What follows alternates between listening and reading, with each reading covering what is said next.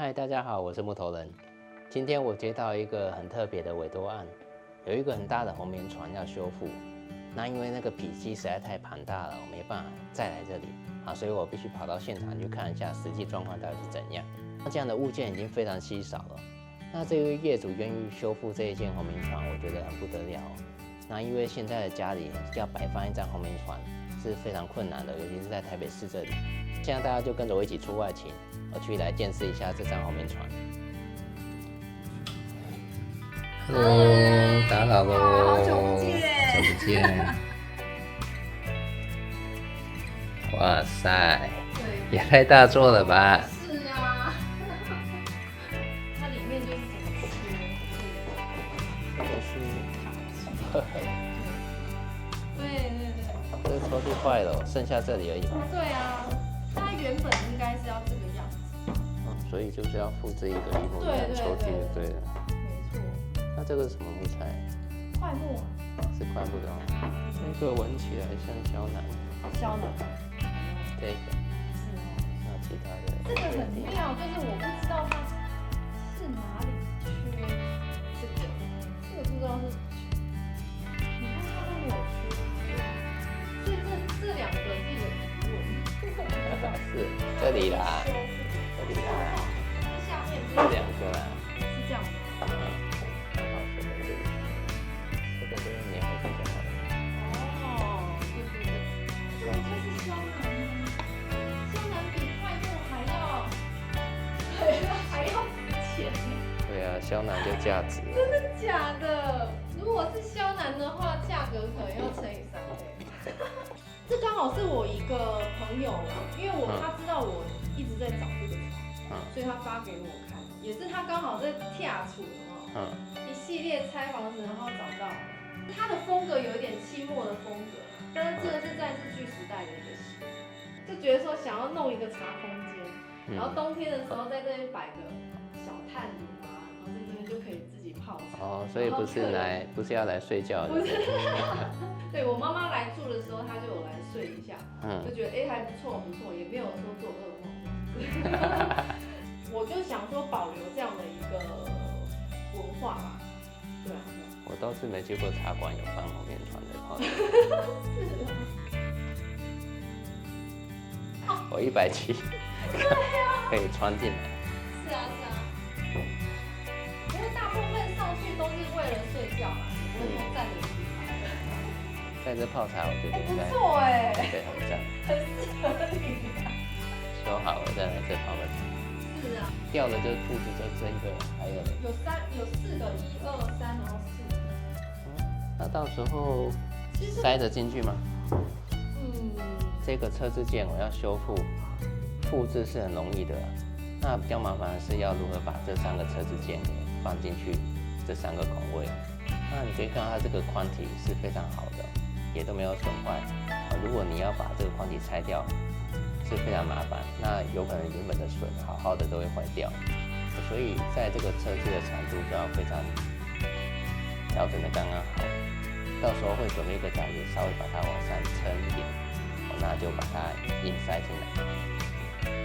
所以它实际长度还是会超过这个范围，它是不会掉出来的。所以尽量不要去拆卸这个结构，如果整个结构要拆掉，那就是要大修了。以简单的修复来说，就是尽量不要动到这些结构的部分。榫那么长，拔不起来。对啊，感觉要锯断了。尺寸抓出来，我就把它放到，把它印到1:1，这样我就知道形状。不然这个要拆不太好拆。那到时候来这就补装2个孔，就可以把它拧上去。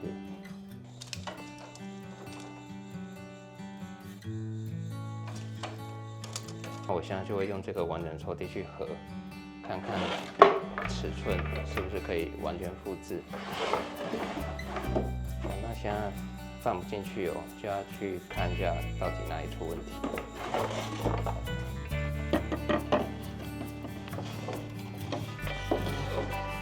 结果发现里面有一块木条在里面。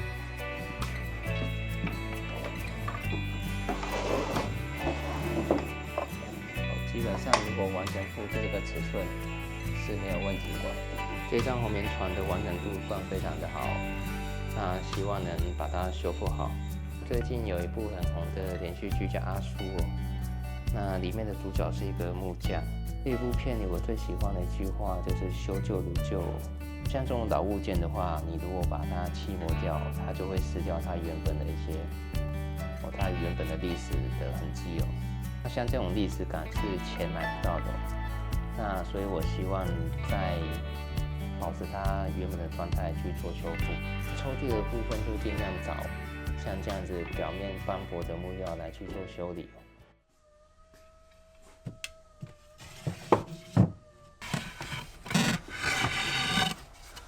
这里都是一些我做木工好几年陆陆续续留下来的一些老木材。那有在路边捡的那也有跟别人收的这些都是老块木，那拿来做这一次的修复还蛮适合的。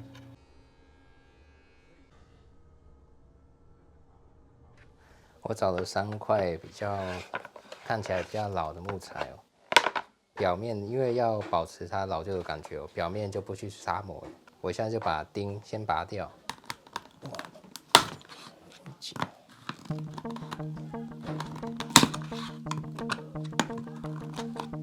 对，等一下要重新钉回去嘛，这个旧钉要先拔干净。钉子太久，有时候会腐化，那拔不掉的话，就会把它敲进去。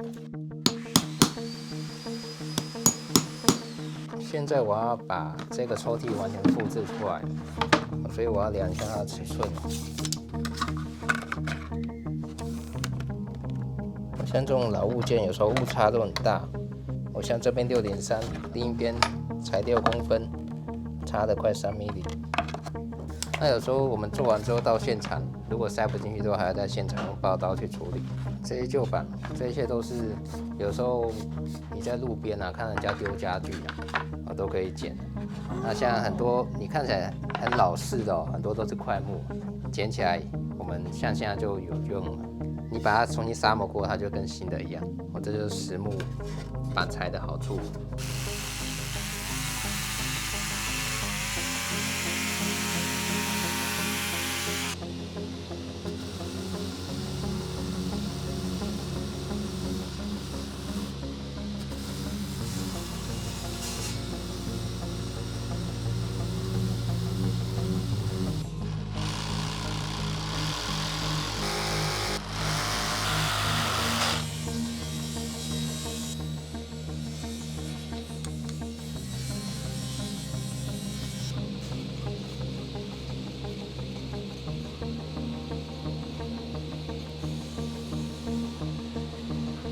在这里我会使用铜钉来固定那一样要先上个胶了，只靠铜钉的力量是不够的。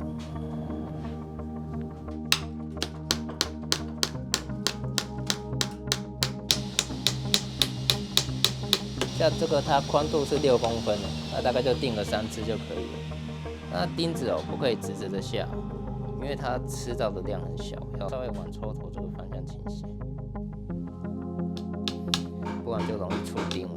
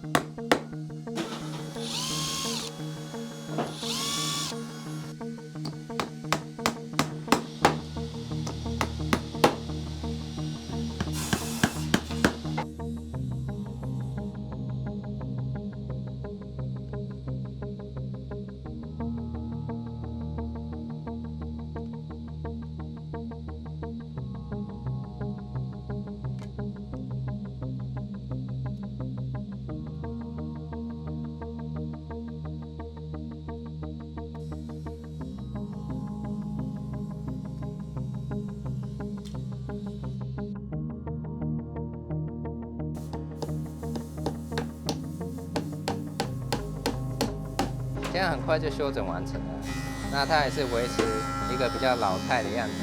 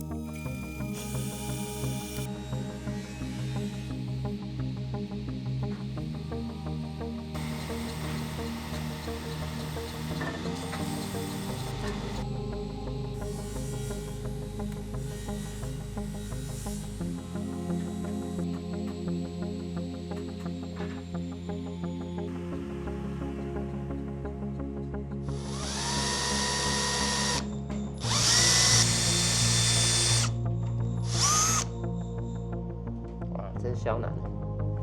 胶囊哦。你闻起来是比较沉稳，会身心舒畅的感觉。如果是快木的话，会比较强烈一点。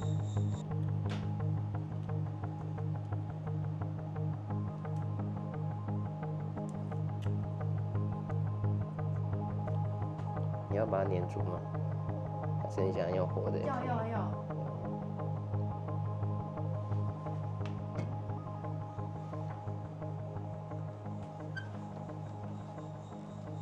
哇，做的几乎一模一样。有没有那个？这个车完了来到这里合，那长度我多留，那到这里要再稍微修一下长度。像硬撑不进去的话，这个就必须修啊。那因为这边离这个关节很近，所以这个木头会撑不起来。那试试看这里。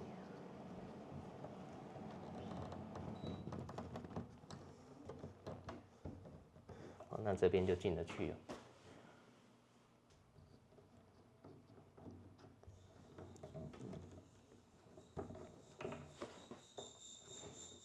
好，这个就一定要修了。我这离关节太低，木头撑不起来。好，那要稍微修掉一点。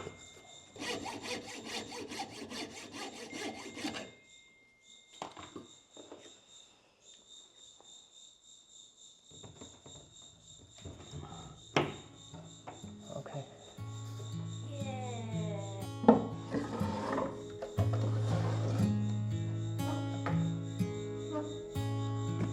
这样就修复好了。老师讲一下这一次的感想。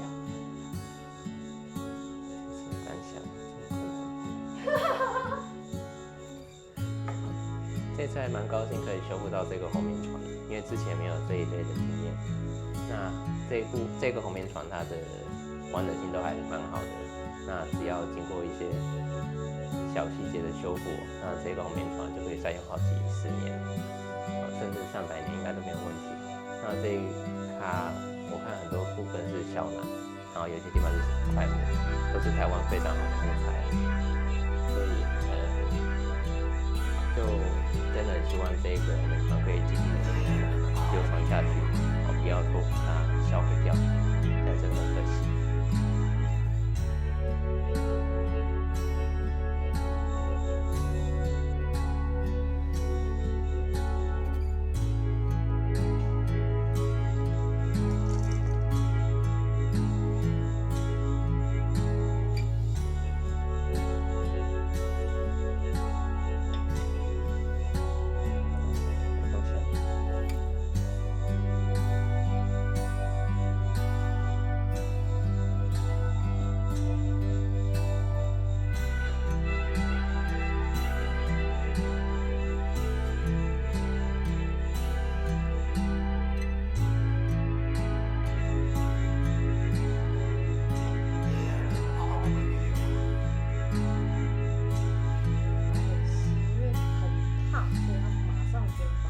这个时候其实就差不多可以出它，所以泡茶其实很有趣，就是他看到一些东西的状态，他会告诉你。